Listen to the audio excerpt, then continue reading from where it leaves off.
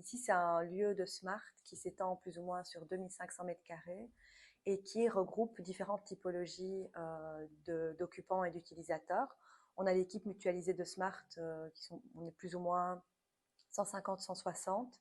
Il y a une douzaine de structures qu'on appelle des locataires, des occupants, donc que ce soit des coopératives ou des associations donc, qui ont leurs locaux ici dans nos espaces. Et alors, on a un occupant qui est plus orienté artistique, qui s'appelle la Bruxelles Art Factory, qui rassemble une trentaine d'artistes, plus ou moins sur 800 mètres carrés.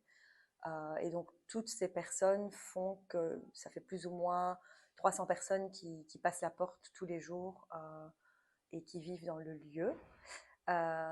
Pour ce qui est de la Bruxelles Art Factory, ils sont là depuis une dizaine d'années, donc ça a été créé au fur et à mesure, et donc c'est une communauté qui est là en place et qui ne bouge pas vraiment, donc ils ont vraiment élu domicile ici. Et alors les structures locataires sont arrivées petit à petit, et encore aujourd'hui on accueille des nouvelles structures.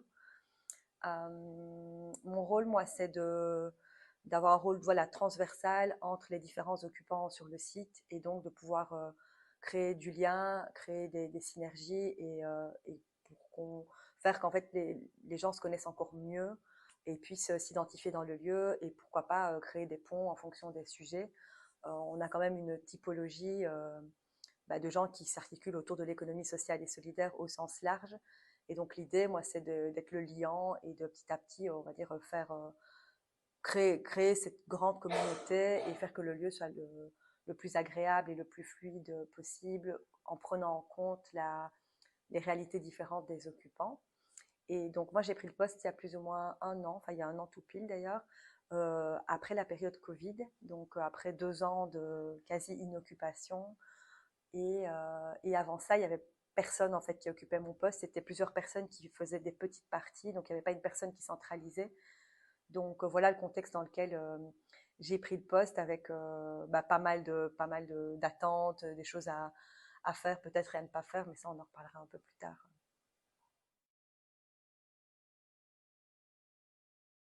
Alors moi étant dans les lieux depuis 8 ans quand même, ça fait 8 ans que je suis dans l'entreprise, j'avais quand même pris le temps d'observer et j'avais ce point fort déjà de connaître la maison et les différentes personnes, bien que quand on change de prisme, on découvre plein de choses. Donc j'ai commencé le poste avec une position neutre en fait et assez transparente sur justement le fait que je démarrais le poste, que j'étais en train de prendre mes marques et surtout tourner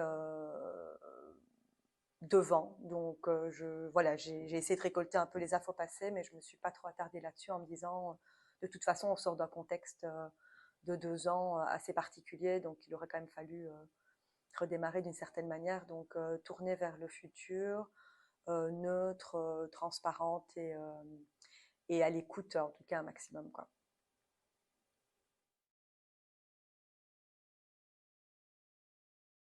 Alors, ça a été très positif dès le départ. Donc, il y a eu directement beaucoup d'attentes et beaucoup de communication avec tout le monde.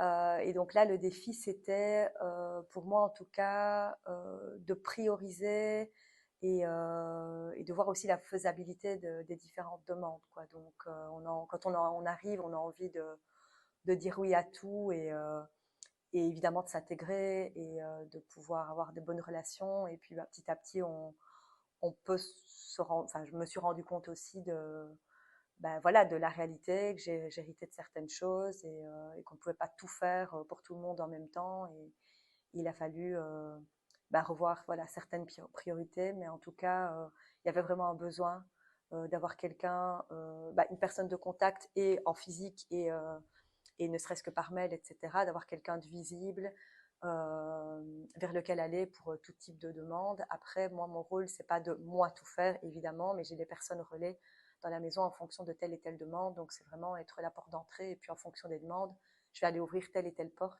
Et donc, c'est un rôle très transversal et avec les différents occupants, mais en interne aussi avec les différentes directions et les différents services. Donc, ça va aller du service com au service IMO pour voilà, effectuer des petits travaux avec d'autres services. Donc, en tout cas, il y avait un besoin. Après, et c'est toujours en cours d'ailleurs, faut petit à petit poser le cadre et un peu façonner les choses, quoi.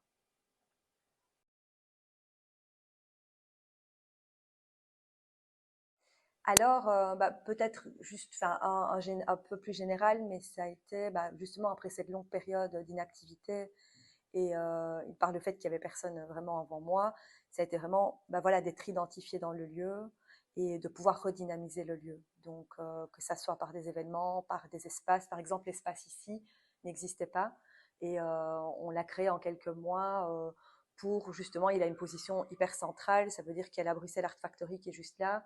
On a l'équipe mutualisée qui est de ce côté-là et on a les associations. Donc ici, maintenant, les gens bah, se croisent pour un café. On avait déjà la COP qui avait cette fonction, mais ici, ça dédouble un petit peu et ça rajoute encore un espace.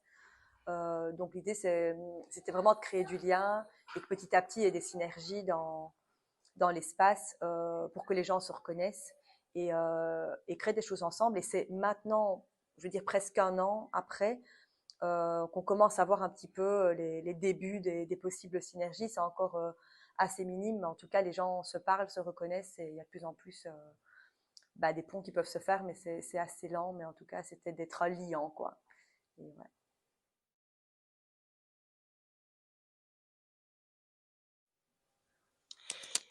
Quelle solution as-tu trouvé pour en même temps être à l'écoute de tous ces acteurs différents et en même temps cadrer et faire développer, faire grandir ce lieu? Alors, bah, c'est toujours en cours, mais ça a été de plus en plus de poser un cadre, de reposer un cadre, parce que bah, déjà, il n'y en avait pas. Et puis, au retour de 2 ans de Covid, bah, il y en avait encore moins.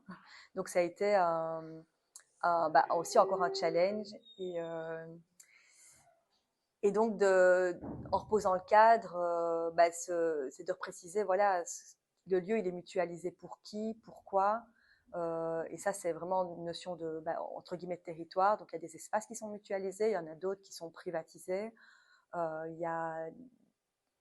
Pardon, je suis désolée.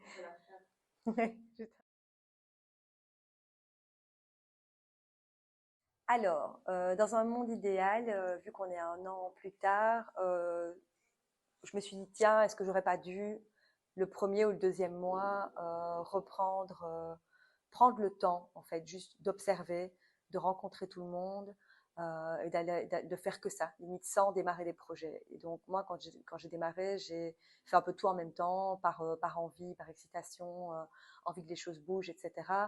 Et à refaire, je crois que j'aurais peut-être pris voilà, plus de temps pour bien entendre bah, l'historique de chaque personne, ou en tout cas de chaque communauté par rapport au lieu, quel est son rapport au lieu. Donc là, il y a différentes personnes qui voient le lieu aussi de différentes manières. Donc il y en a, c'est juste un endroit où on vient travailler. Il y a d'autres, c'est un endroit où tu viens travailler et passer du temps aussi avec tes amis qui viennent manger à midi. Il y en a qui viennent travailler le soir, qui ont des ateliers d'artistes. Et donc il y a ça, c'était, je pense que je le savais, mais peut-être pas vraiment dans les détails.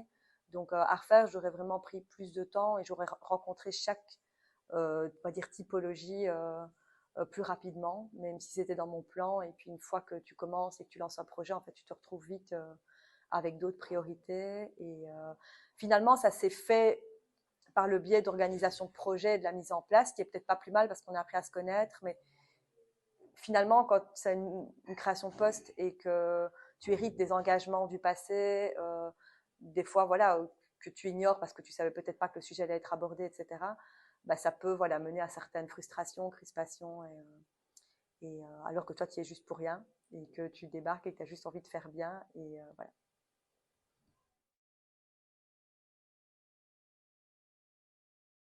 Alors, eh bien, je suis toujours enfin, en recherche et en construction de l'outil, mais c'est vraiment de reposer des cadres, en fait, des cadres qui n'existaient déjà pas vraiment. Et post-Covid, bah, là, les cadres n'existaient plus du tout. S'était approprié le lieu un peu à sa manière et on a bien fait comme on a pu. Sauf que ici, au retour, ben voilà, il y a plus ou moins 300 personnes qui vivent dans un lieu et en partant de ce principe-là, eh bien, il faut un cadre pour que tous ces utilisateurs, ces occupants cohabitent. Parce que ce que je n'ai pas dit au début, c'est que en dehors des différentes typologies, on a aussi les visiteurs. Et donc, on a des espaces de coworking, on a des sociétaires de smart qui viennent travailler. Donc, c'est encore voilà, d'autres types d'occupants. Et là, il a fallu reposer le cadre à différents endroits pour faire que le lieu soit un lieu dans lequel on peut venir travailler, se détendre, passer un moment, etc. Mais quand même, voilà, avec, on va dire, un règlement d'ordre intérieur, même si on n'aime pas le mot. Mais on a été petit à petit, voilà, obligé de remettre des règles et de poser un cadre, et d'aussi petit à petit redifférencier tout ce qui est mutualisé et ce qui ne l'est pas. Donc, on a des espaces comme l'espace de coworking ici, ou la COP, ou la cour, etc. Ça, ce sont des espaces dans lesquels justement tout le monde se croise et où des choses se passent et voilà, l'espace vit de lui-même, on va dire. Mais alors, il y a d'autres espaces qui sont plus privatisés. Et voilà, les murs ne sont pas non plus extensibles. Donc, on a dû aussi mettre des règles, que ça soit pour parquer son vélo jusqu'à comment on utilise le lieu si on veut faire un peu de départ.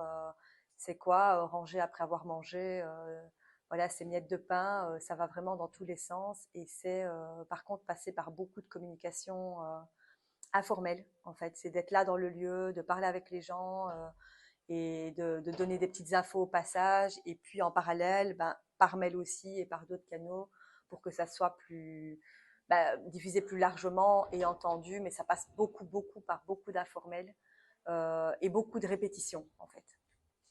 Et une acceptation.